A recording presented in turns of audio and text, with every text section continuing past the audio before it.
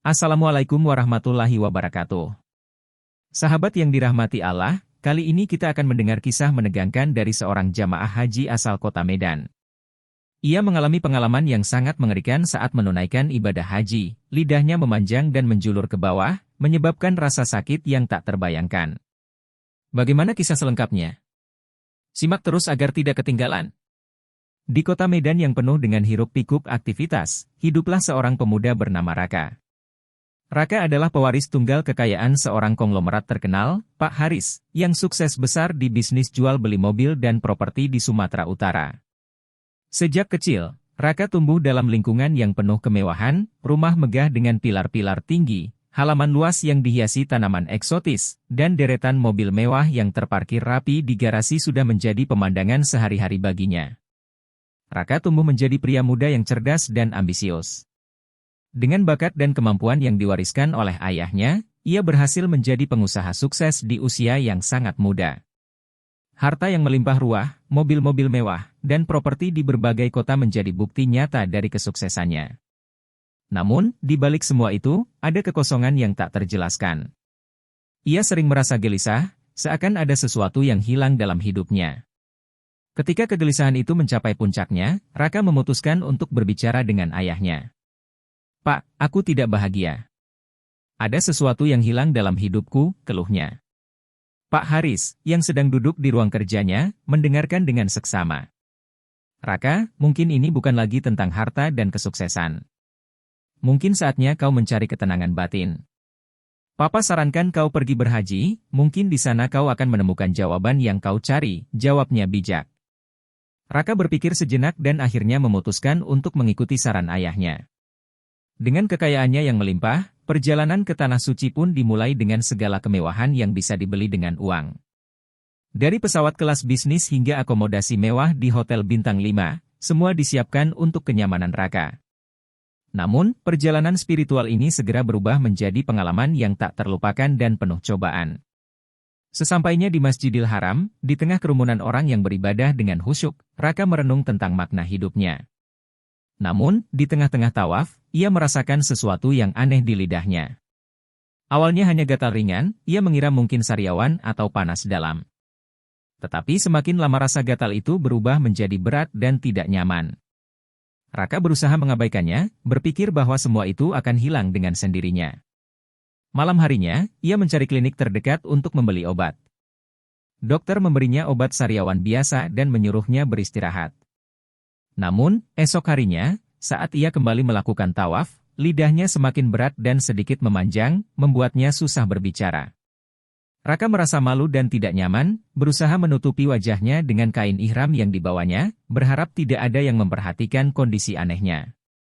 Hari demi hari, lidahnya semakin memanjang hingga kain yang biasa ia gunakan untuk menutupi wajah tak lagi cukup. Orang-orang di sekitarnya mulai melihat dan berbisik-bisik ketika melihatnya. Raka merasa malu dan tertekan. Dalam keadaan putus asa, ia menangis kesakitan dan akhirnya memutuskan untuk pergi ke rumah sakit besar di Mekah. Setelah berbagai tes dilakukan, dokter tidak menemukan penyebab medis dari kondisi lidahnya. Semua hasil tes menunjukkan bahwa kesehatannya baik-baik saja. Saat sedang menunggu hasil tes di ruang pemeriksaan, seorang dokter spesialis yang juga paham ilmu agama mendekatinya. "Mohon maaf, Tuan Raka, kami tidak menemukan apapun yang salah dengan kesehatan Anda secara medis," kata dokter itu dengan penuh perhatian. "Namun, saya percaya Allah memiliki caranya sendiri untuk menyadarkan hambanya," lanjutnya bijak. Kata-kata dokter tersebut mengguncang jiwa Raka. Ia terdiam sejenak, merenungi makna dari apa yang baru saja didengarnya. Akhirnya, ia pun menangis, air mata mengalir di pipinya menandakan penyesalan yang mendalam. Di tanah air, Raka sering mencaci maki dan menghina karyawannya. Ia tidak segan-segan memarahi mereka dengan kata-kata kasar jika mereka berbuat salah, bahkan pernah menyebabkan seorang karyawan menangis dan mengundurkan diri. Sebelum mengundurkan diri, karyawan itu berkata dengan isakan tangis yang mendalam, "Allah memberikan azab padamu, lidahmu yang selalu menyakiti orang lain." Raka merasa sangat bersalah. Dokter yang bijak tersebut mendengarkan dengan seksama, menunggu hingga Raka selesai mengungkapkan penyesalannya.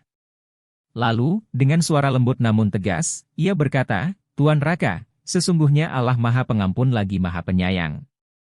Ketika seorang hambanya bertaubat dengan sungguh-sungguh dan memohon ampun, Allah akan menerima taubatnya. Ini mungkin adalah cara Allah mengingatkanmu untuk kembali ke jalannya. Mohonlah ampun padanya dan perbaikilah hubunganmu dengan orang-orang di sekitarmu. Di Masjidil Haram, dengan hati yang penuh haru dan penyesalan, Raka berdoa dengan khusyuk. Ya Allah yang Maha Pengampun lagi Maha Penyayang, bisiknya pelan. Ampunilah dosa-dosaku. Aku telah menyakiti banyak orang dengan lidahku. Aku sering menghina, mencaci maki karyawanku, dan memfitnah saingan bisnisku tanpa berpikir panjang. Ya Allah, aku menyesal atas semua perbuatanku. Berilah aku kekuatan untuk berubah menjadi lebih baik. Meski lidahnya tidak langsung sembuh, Raka merasa tenang. Ia melanjutkan ritual hajinya tanpa menghiraukan lidahnya yang panjang. Kini, ia tidak peduli lagi terhadap pandangan orang lain.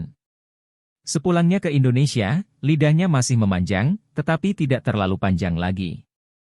Raka mengumpulkan seluruh karyawannya dan meminta maaf atas segala perkataannya yang kasar yang mungkin menyinggung hati mereka selama ini. Para karyawan terkejut dan terharu melihat perubahan yang nyata pada diri Raka. Hari demi hari, lidah Raka mulai memendek dan akhirnya kembali normal. Kini, Raka menjadi sosok yang lebih baik.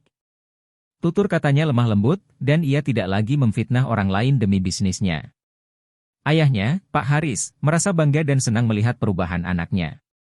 Di antara segala pencapaian duniawi, Raka akhirnya menemukan makna dari kebahagiaan yang sejati, yaitu ketenangan hati yang selama ini ia cari, ditemukan dalam penyesalan dan taubat yang tulus. Semoga kisah ini menjadi pelajaran bagi kita semua. Wassalamualaikum warahmatullahi wabarakatuh.